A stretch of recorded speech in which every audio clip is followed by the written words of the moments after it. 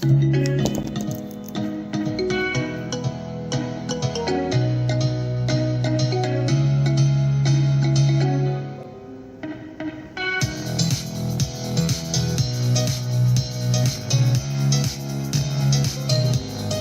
evening, good afternoon, bonsoir, buenas noches, buenas noches to investors in North and South America. 我係國際 investor and your hustle of the Chicago Target Rate. Good morning to investors in Asia. Buenas noches, buenas noches, good night to investors in Europe and Africa. I'm Daniel Yu speaking from Hong Kong. It's 4th September here and 3rd September in Wall Street. This week, I will view inflation from three sides. Number one, economic indicators of PCE, GDP, Non-Farm and unemployment. Number two, Chicago Target Rate. Number three, NASDAQ and Apple. And finally, stock recommendations will be of high dividend stocks. Subscribe, like and share. Remember to click the bell please. Watch our playlist again so as to grasp the continuous trend of the market and refresh your mind. In the Jackson Hole annual meeting, Jerome Powell said in the conclusion that he would wait for further data. This data came out last week. Everyone knows that the inflation data that the Fed cares most about is the PCE Core. It rose from 4.1% to 4.2%. It has rebounded but still the second lowest in the year. Inflation not yet reached 2.0% but still performing well. The annual rate rose from 3.0 to 3.3%. It is in the same position as previous, the second lowest of the year even if there's a slight increase. However, the monthly rate kept unchanged at 2.2%. The control of inflation is on the track. No need to worry. As for the GDP growth, it rose from 2.0% to 2.1%, showing no signs of recession. The market has been worrying for over a year of recession. Normally, after the rate hike cycle starts, a recession will occur within 18 to 24 months. This cycle is the steepest and fastest ever from 0.00 to 0.05% to 5.25 to 5.50% in just 18 months. There's no recession because the employment data is so nice. Non-farm payroll is at a steady growth, but not too much to arouse inflation.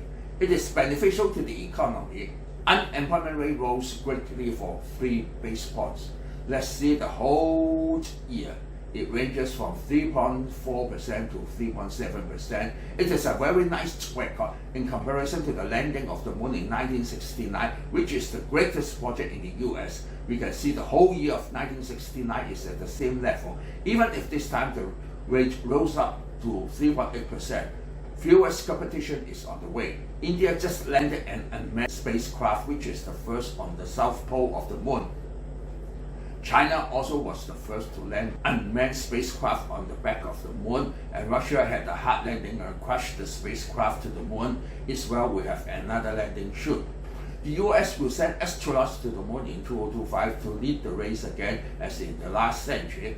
So such keen competition will bring up employment steadily as a backup to the economy of avoiding recession, but still growing steadily.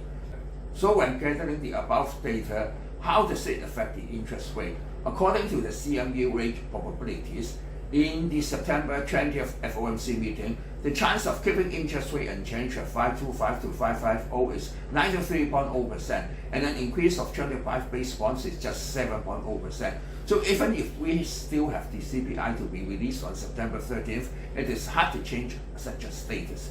Interest rate is expected to keep unchanged until the FOMC meeting of May the 1st, 2024. The chance of cutting interest rate of 25 basis points even if the highest, but just 37.2%. Keeping unchanged at 5.25 to 5.00 is 26.9%. Cutting of 50 basis points is 22.2%. Raising interest rate of 25 basis points to 5.50 to 5.75 is at a chance of 7.6%. Cutting interest rate of 75 basis points to 4.504 to 4.75 is at a chance of 5.3%, while changing to 5.75 to 6.00 and 4.25 to 4.50 are both at a chance of 0.4%. How to read the CME target rate concisely? There's a comprehensive introduction in video 36 at 2023-0619. or you can give a free subscription to my daily report, the US Stock Express. We also have electronic handouts and a series of 40 teaching videos concerning chart analysis and fundamental analysis, economic and technical indicators. They are specially designed for self-studying, so they are equipped with certain tests and philosophical questions to think about as homework. Any sponsor to our videos, seminars or daily reports are welcome with appreciation. Concerning the market trend of NASDAQ, let's take a look at the 7-day heat map chart first. The Magnificent Seven are all in green, hallelujah, Amitabha, Allahu Akbar. Let's see the 6 months chart of NASDAQ. After transforming from ultra minor to ultra major pattern, it started a new wave in 6 months chart.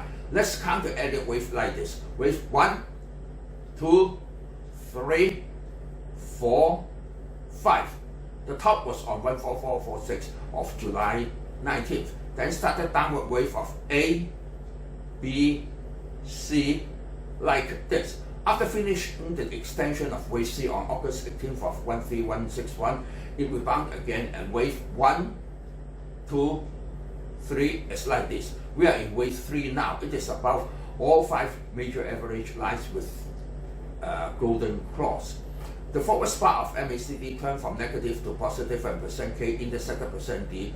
What we have to mind is the jumping gap on August the 1st from 14215 to 14133. It may fill the gap first. And please mind that iPhone 15 introduction on September 13th. At most of the time, Apple will drop after the introduction and may lead to a turning back of NASDAQ. According to statistics, it is even more reliable than the saying of sell in May and go away. Mind that the Apple is refilling the jumping gap now, and $191 is almost done. The price of $191 is also the level of the $3 trillion watermark and can also act as resistance and support. So better prepare for both sides. As for S&P, it is roughly in the same position of NASDAQ to refill the jumping gap on August the 1st. Since the market has risen a lot and people are afraid of adjustment may come at any time, so there's a method of buying high dividend stocks. Besides those recommended in video 42 at 2023-0731, there are a group of high yield stocks as follows. Number 1, RIO is a versatile powerhouse offering a smorgasbord of materials spanning from iron, copper, aluminum, assorted minerals, and others. When buying these stocks, target should be at the yield which is 10.73%. Number 2 is GBDC. It is an externally managed, closed, and non-diversified management investment company. The firm's investment object is to invest primarily in US middle market companies. The yield is 8.06%. Number 3, Pioneer Natural Resources Company reported second quarter 2023 earnings of $4.49 per share, which beat the SEC's consensus estimate of $4.12. The yield is 10.58%. 4, Verizon Communications is an American multinational telecommunication conglomerate and a corporate component of the Dow Jones Industrial Average. The yield is 7.39%. Number 5, AT&T is the largest fixed line and mobile phone telecommunication service provided in the United States. It also provides broadband and paid television service. The yield is 7.54%.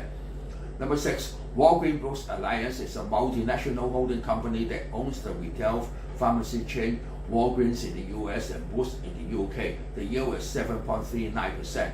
So the market outlook is meticulously optimistic. Since it is a long and slow bull market, there's no need to chase the high and can wait for adjustment to buy cheaper.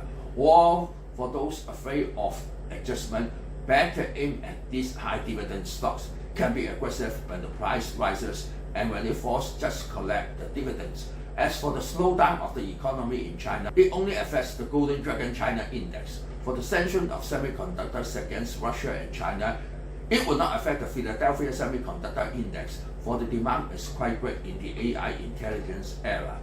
Even smuggling and transferring through other countries are far. The procedures are tightening so as to carry out more strictly. Subscribe, like, and share. Sayonara, auf Wiedersehen, adieu, bye bye, see you next week.